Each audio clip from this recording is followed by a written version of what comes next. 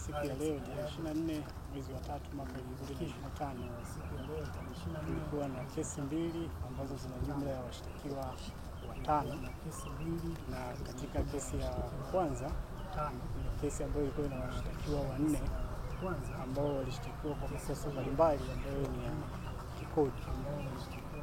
Kesi zote mbili ni kesi za uhujumu uchumi kwa nature ya mashtaka ilivyo.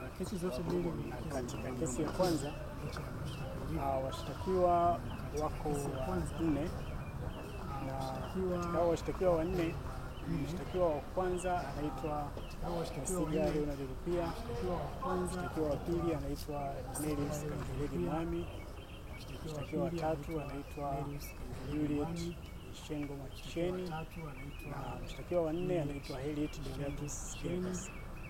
Katika kesi hii inayoendelea ya kwanza kuna jumla ya makosa 9, na katika kosa la kwanza ni kosa ambalo linawajumuisha washtakiwa wote kwa pamoja, ambao kwa pamoja wameshtakiwa kwa kukutwa na bidhaa ambazo zinalipiwa ushuru wa bidhaa na ambazo zilikuwa hazijasamehewa kwa mujibu wa sheria. Hiyo ni kanuni za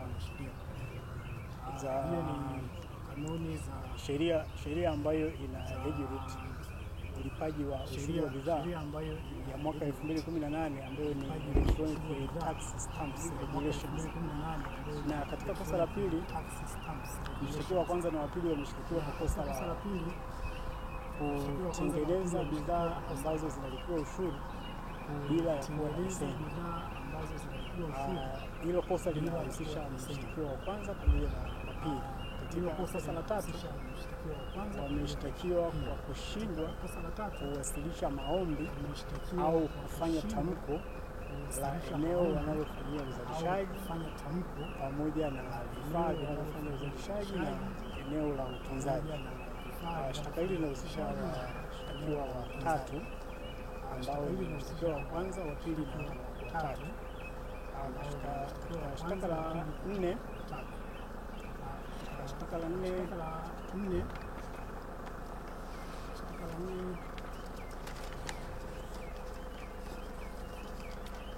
ni kushindwa kuwasilisha marejesho ya ushuru wa bidhaa au failure to submit excessive duty return kama sheria inavyotaka, kwa sababu unapotengeneza na wajibu wa kuwasilisha return kwa kila kipindi ambacho sheria inataka. Sasa washtakiwa wa kwanza na wa pili ndio wanashtakiwa kwa kosa hilo.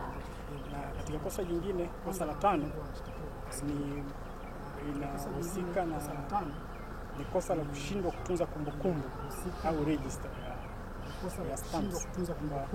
Walishindwa kutunza stamp kwa ajili ya ambazo zilipaswa kubandikwa kwenye bidhaa walizozalisha.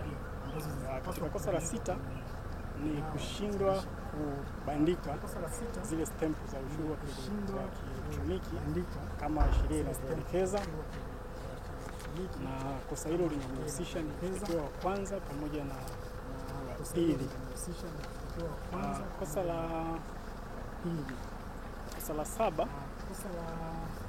Kosa la saba ni kushindwa kulipa kodi ambayo ni kiasi cha kutokana na pombe waliozalisha ni jumla ya kiasi cha shilingi milioni 10,587,447.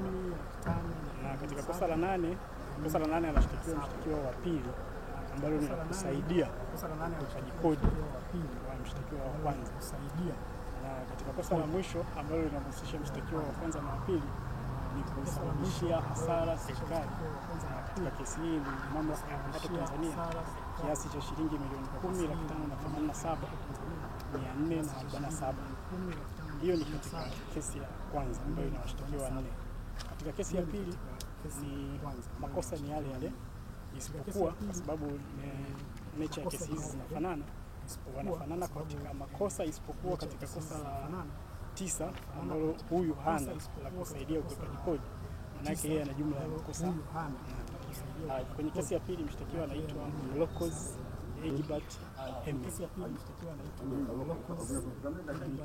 umri wa miaka 39.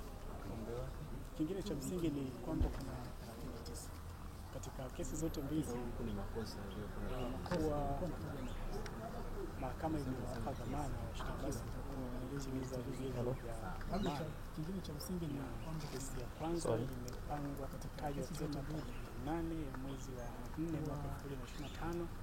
Mahakama ya kesi ile inahusisha mtuhumiwa mmoja imepangwa kutajwa tarehe 2 ya mwezi wa 4 ya mwaka 2025.